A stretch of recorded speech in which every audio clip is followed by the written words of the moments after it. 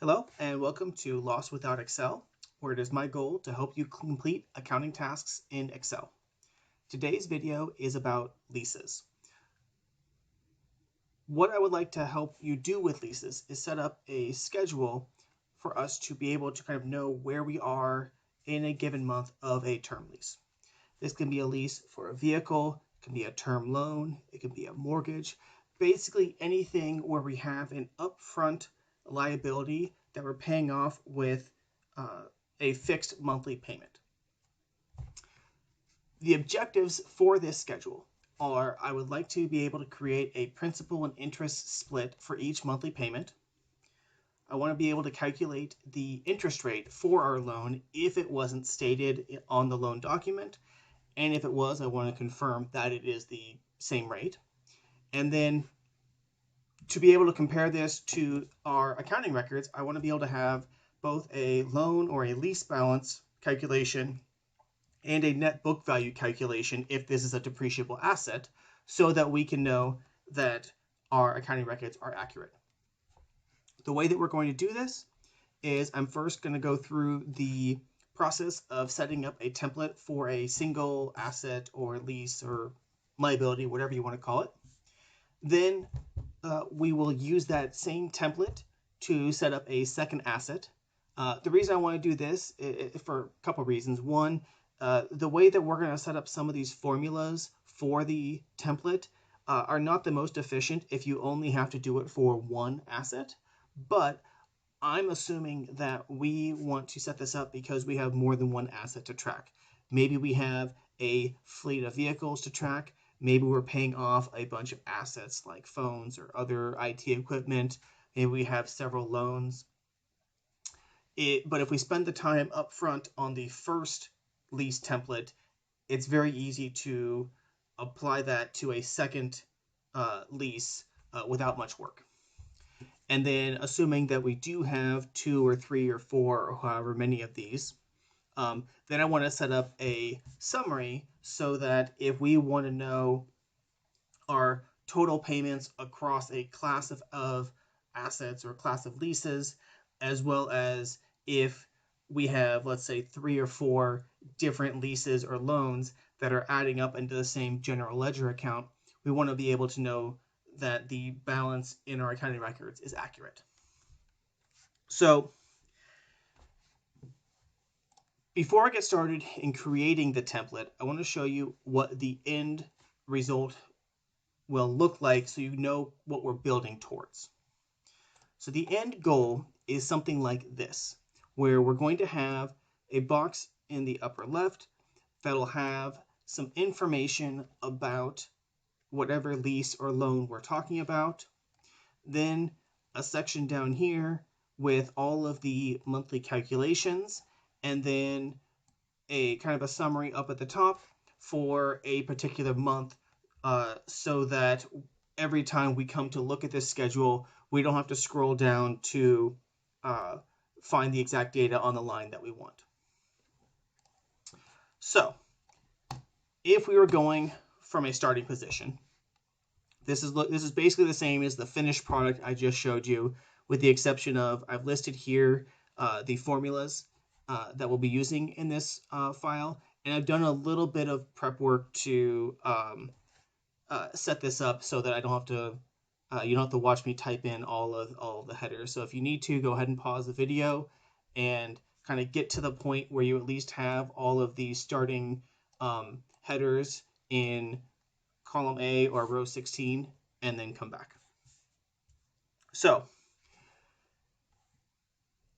now that you're back, or if you never left, now that you're still here, the first step is going to be filling out this section of column B with all of this information needs to come from the lease document or from some external source, because they're mostly things that we can't calculate. So in my example, I'm going to do a vehicle lease. Let's just say that we plan to have more than one vehicle. So I'm going to call it vehicle 1. If you have like a license plate or a VIN or some other identifying number, you could use that as well. regardless of when the lease starts, let's say it's in the middle of March of this year, or let's go last year. The start date here is more of, we're not going to use this anywhere, but it's more of a reference for when we're coming back. The more important date is the first payment. So I'm going to assume that we're not actually making a payment until the end of the following month. We should know the asset cost. So that's, again, I'm going to use the example of a vehicle, but let's just say that we're buying a car for $15,000. If this was something like a term loan or a mortgage or something else that you were using this template for, whatever like the kind of the opening balance of that loan would go here. If it's something where you're putting a deposit, let's say it's a vehicle and we're putting down $5,000 and we're going to finance the remaining $10,000, there would be a deposit here. For some of the leases that we're talking about, that'll be $0. That's fine. It's not going to mess up any of the formulas that we do later. Other initial costs are things like delivery fees, or if you're doing like a partial month lease payment, or any other like closing cost things that you're paying out but aren't part of the loan balance. So let's just say we had to pay $250 in random fees. The reason that we need that is if this is a depreciable asset, those things are likely to be capitalized into the value, but they're not necessarily adding to the loan amount because we're paying them upfront. And then the last piece of information will be whatever our monthly payment is. Let's say in our case, we're paying this vehicle off at $280 a month over 48 months.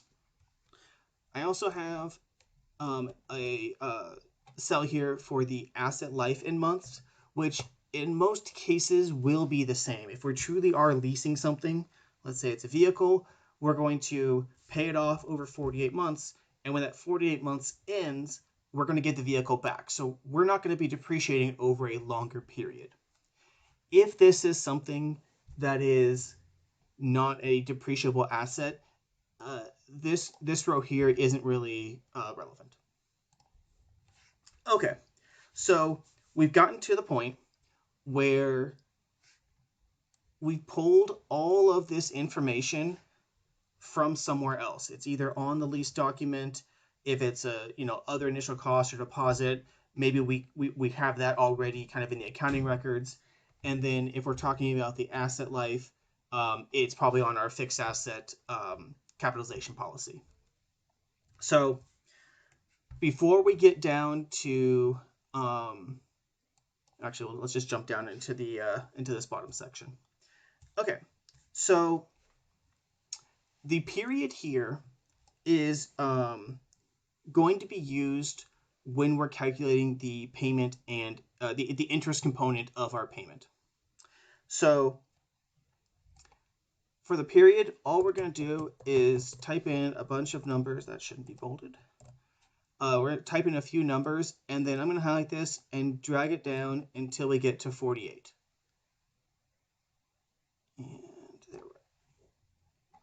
And just so I don't keep scrolling up and down, I am going to freeze the panes right beneath the headers for my schedule so I can scroll around but still see everything up above. For the month, what we want here, the first formula we're going to use is this end of month calculation. This is basically just a way for us to can keep everything similar. If we're doing multiple leases here, everywhere I've done lease accounting, we've always just assumed things happened on the last day of the month. It makes the calculations a lot easier. So what I'm going to do, I'm going to say I want the end of month of the first payment, and I don't want to add any months. So in this case, it's 4/30, but if the first payment was on 4/28 of the correct year, then we're still going to say 4/30. So all we're doing with this first month is we're setting it to just be the last day of the month of the first payment. For every other subsequent month, what we want to do is we want it to be the month before plus 1. And what that's going to do when we add it to everything else is it's just a very quick way to get the rest of the schedule going for in terms of which month it is. Okay, so now we're on to the payment section, which for this first row, these headers aren't the most accurate. What we want to put here is the starting balance of the loan. So in this case, it's going to be whatever the cost was less the deposit. Because if our vehicle costs $15,000 and we have a deposit of $5,000, we're only financing 10 of it. The reason that I think this whole row must be bolded for some reason. The reason I'm putting in negatives is it's going to help later when we're over here calculating the balance, just to use the kind of accounting standard of positive numbers are debits, negative numbers are credits. This is going to be creating a liability, so I want it to show up as a negative balance until we pay it off. Then beneath that, so we have in C17, we have our payment. The next cell beneath that, all of the rest of these, I want to be our monthly payment. So I'm just going to highlight or say plus the monthly payment cell, and then if you hit F4, it'll add the absolute references. And then when I copy this down, it's going to have 280 for everything. All right, now we're going to get to kind of our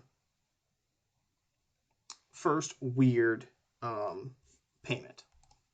So our first weird formula. So everything so far has just been kind of adding or doing an easy end of month.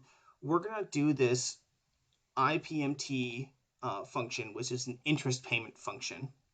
And what we're going to put in here is the information we need to feed in is the interest rate for the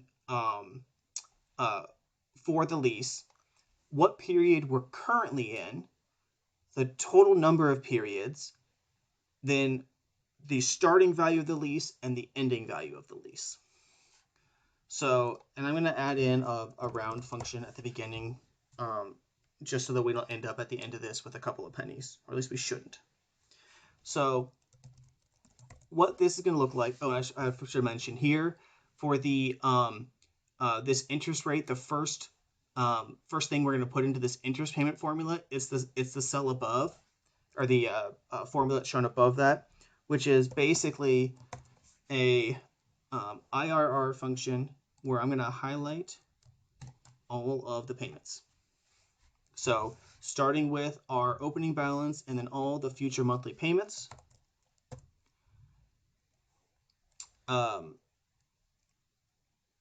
Then we need the current period number. So the period that we're in, it's the first month.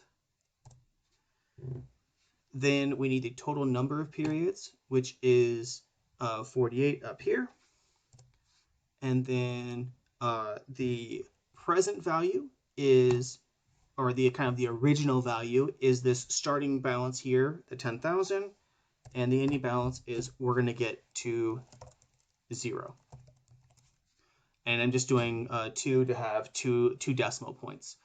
Before I stop this, before I plug this function in, I want to have a few of these values as an absolute reference, because the number of periods and the starting value of the lease and so on are not going to change. And of course, I got an error because I did something wrong.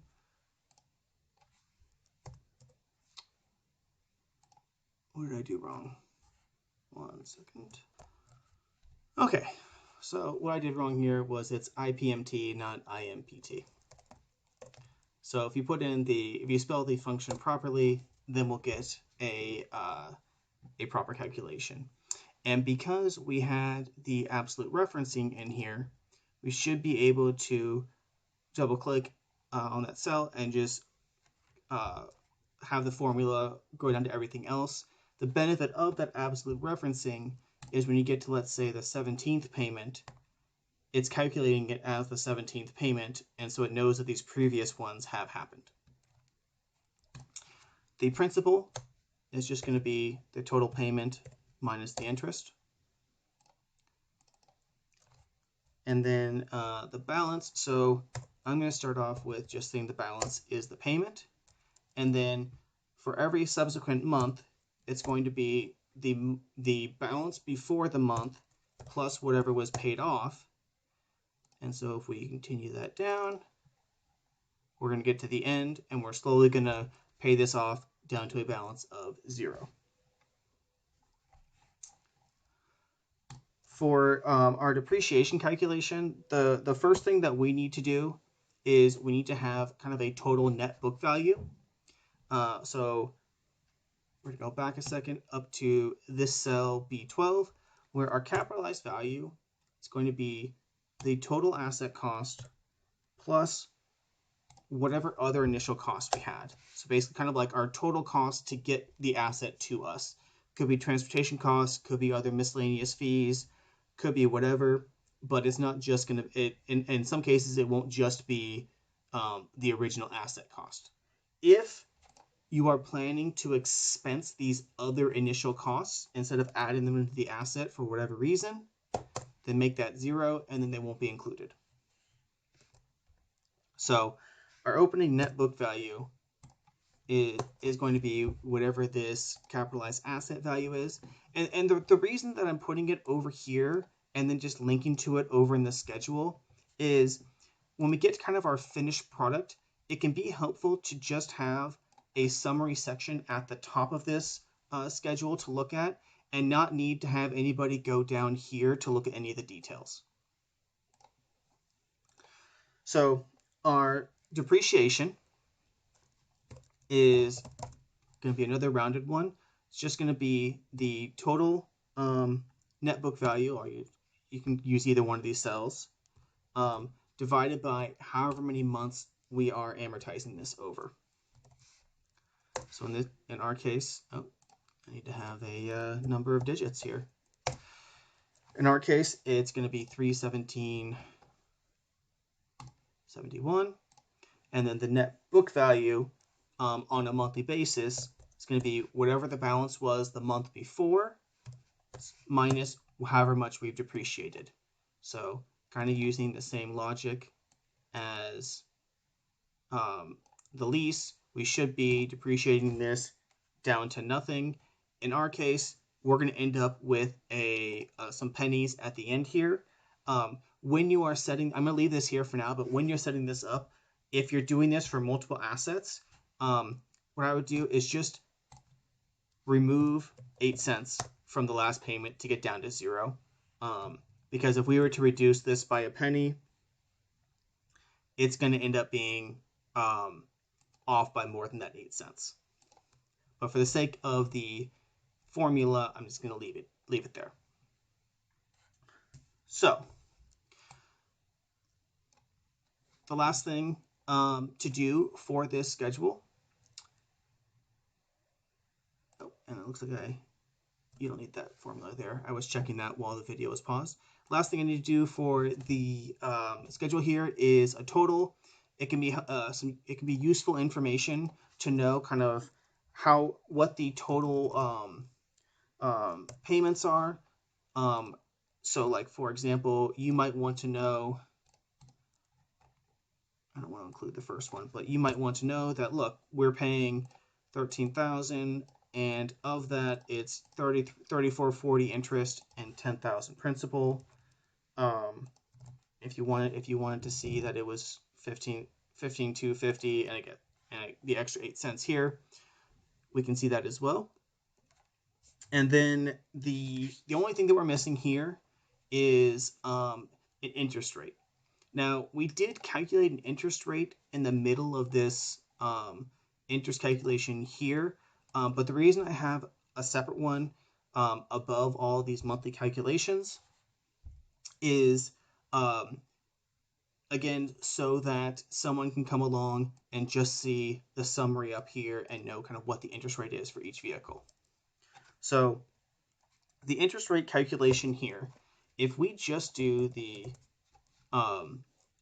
IRR function here, we're going to get a really small number because that calculates it on a monthly basis, and we want an annual basis, and usually helps give some decimals here. So this, hopefully, if your lease document matches the if your lease document lists the interest rate, hopefully this is the interest rate they listed because that's what we're getting. If not, this is an easy way to tell kind of what that implied interest rate is. Okay, and then the last thing that I'm going to do on our template here is I'm going to delete these references that I had to functions, and I want to bring in these guys here.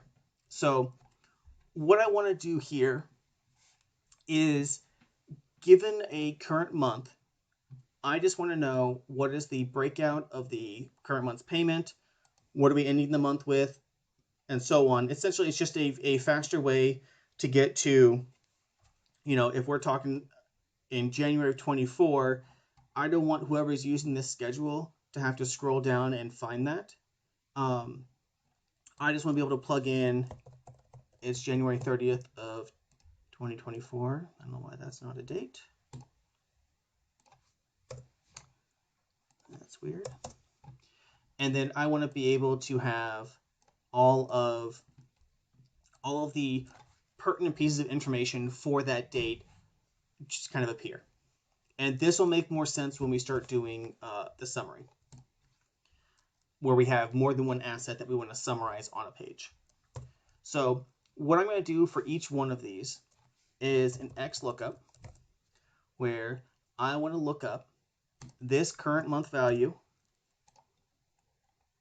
I want to look it up in this range of the entire schedule. And when we find that month, and if we're doing interest, I want to return this column. So in this case, in January of 2024, it's 81.26 interest. We're going to have that here. Now, since for the rest of these, it's just a matter of that exact same formula, but picking different columns, what I'm going to do to save myself some time, so I'm going to copy that formula and paste it down to everybody else, or all the other cells. And then a faster way to grab different columns is if I click into the formula bar, I can just, oops, I missed that. I can just move this column over. This one is the ending balance. This one is the depreciation, and this one is the ending net book value. So now what we have is a situation where we can plug in whatever month we want, and these formulas here are going to go down to our schedule and pull in that month's data. So if we only need to do it for one asset, we'd be done. But I want to assume for a second that we're going to do this for a series of leases. So I'm going to take, I don't need to rename. I want to create another copy of this. And let's just say that this is vehicle 2. Actually, I will rename this one. This one's vehicle 1. And we can just make up the data for this. And the benefit of all that time we spent on that previous template is we should only need to change the values in column B here, and then everything else will recalculate. So in this case, We have a second vehicle. Let's say that we bought it, I don't know, a few months later. We bought it in June, and the first payment was also in June. This one was for 18. Oops, sorry about that. What did I just do? 18,000.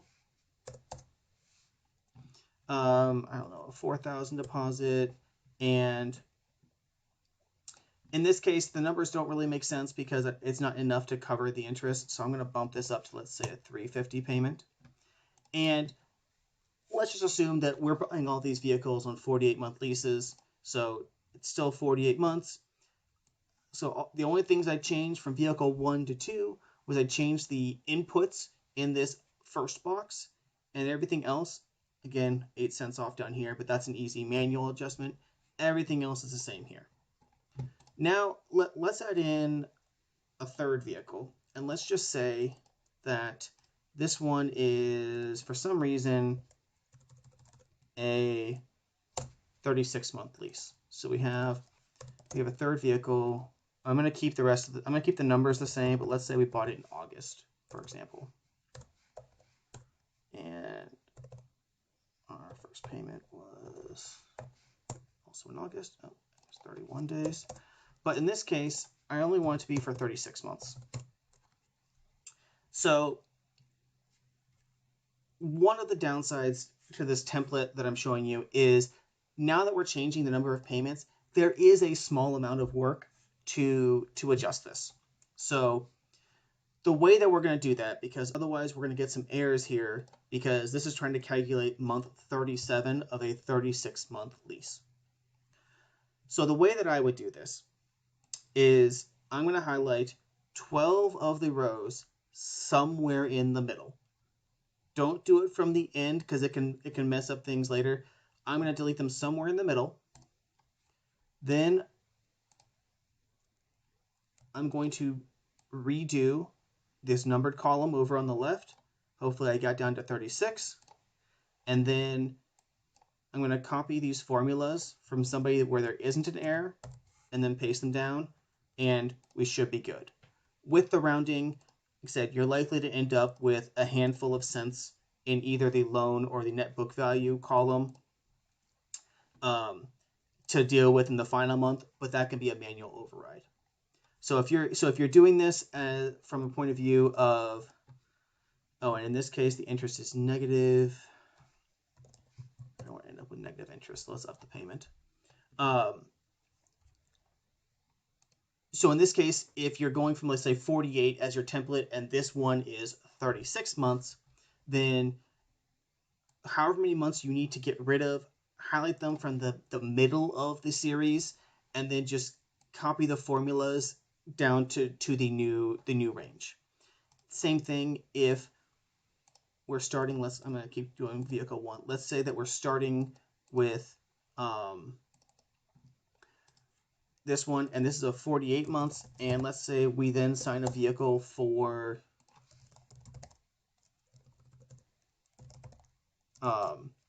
60 months. Well, in that case, we now need some extra rows because we're not going to have everything paid off or depreciated in 48. So I'm going to do the same theory. I'm going to highlight, since I need to add 12 rows, and I'm going to copy and insert them. But now obviously I have an issue where I have month 25 twice.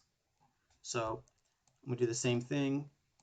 Just going to copy the periods down to the bottom. Hopefully I got to 60. And then I'm going to copy the formulas from a row that I didn't mess with, and then copy it down again. And because the way that we set up the template to link to the data up here as well as the periods over on the left, we should be able to increase and decrease the length of whatever lease we're talking about. It does take a little bit of manual work, but hopefully you find that this is not that bad. So now we're at a point where we now have 4 vehicles, and let's say that in our accounting system, these are all in the same general ledger account. And we want to, on a monthly basis, we want to know the sum of the 4 vehicles, how much total interest, what's our total loan balance, total depreciation, and so on. And we don't want to have to click into each vehicle and add them up.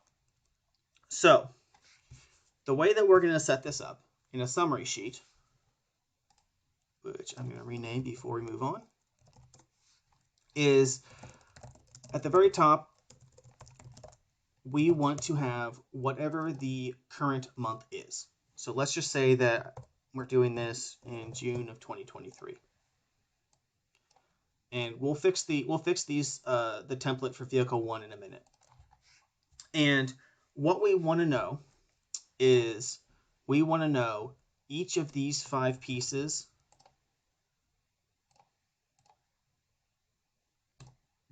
We want the interest, the principal, the loan balance, the depreciation, and the net book value.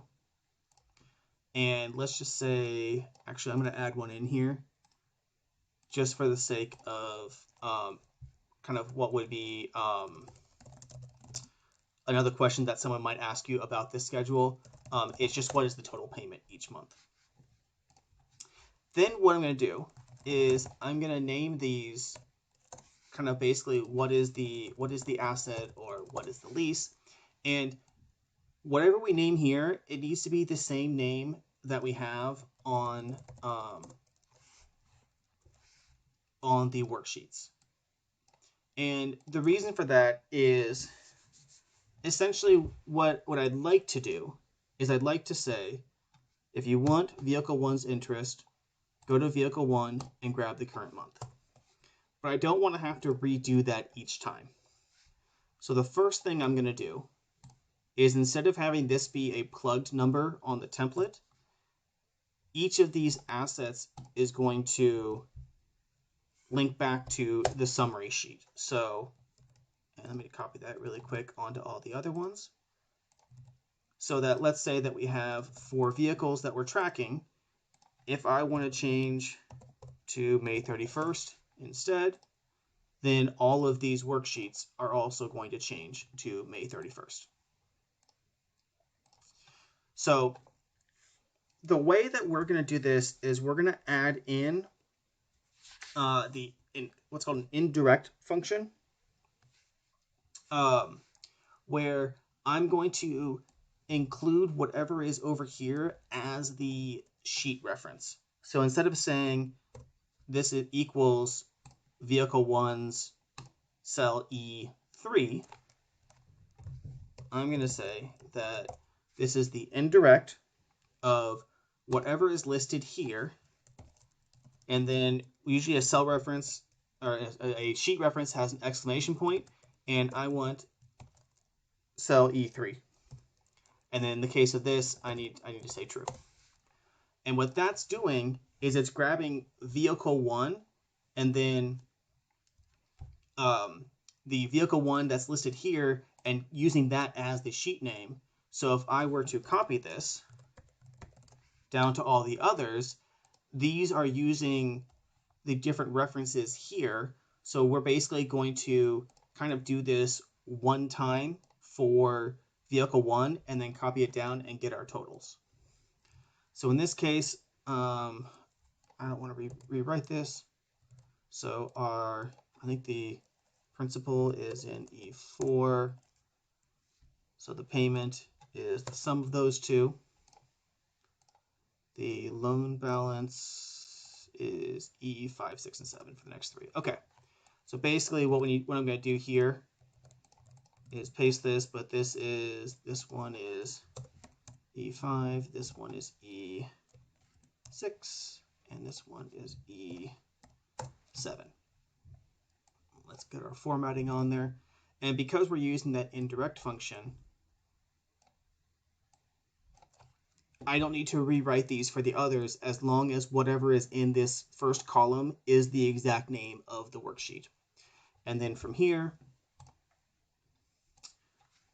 I can do a total column, and Now, if you were trying to kind of track all of this outside of your accounting system, you can tell that kind of what your total ending loan balance is. And the reason this is helpful is I had each of these vehicles, I think most of them start in a different month, at least a couple of them start in a different month. And so you don't need to come in here and because, you know, month 1, month 2, month 3 for each of them is a different calendar month. But because on each template, we're doing this lookup here to say what is in the current month, and that current month is linked to this cell here, we can go forward in time and say, you know, at the end of 2024, and what is everyone's book value going to be. So I hope this is helpful. This can also be used in a kind of a personal setting. You probably wouldn't care about depreciation in a personal setting, but instead of having vehicle 1, 2, 3, 4, you might have a car loan, a student interest payment or student loan that you're paying off, a home equity line of credit, or a credit card consolidation loan, a mortgage, whatever that is. But they're each going to have different start and end dates. And as long as you're setting them up on this same template, again, on a personal point of view or personal use for this, a lot of these would be 0. But you could set this up in the same way to have a snapshot of what is my personal financial situation. Now, the last thing that I'm going to go over here before I end the video is the one flaw in this is if you fast forward and you get to a point where you're asking the system here. So if you were to say, I want to look like what is my situation in 2030, and there's a bunch of NA responses because when you come here and you ask the template to go find 2030 in here, it's not there. But in reality, what we want it to say is 0. So I'm gonna cut this formula. The way to fix that is to embed that within an if function.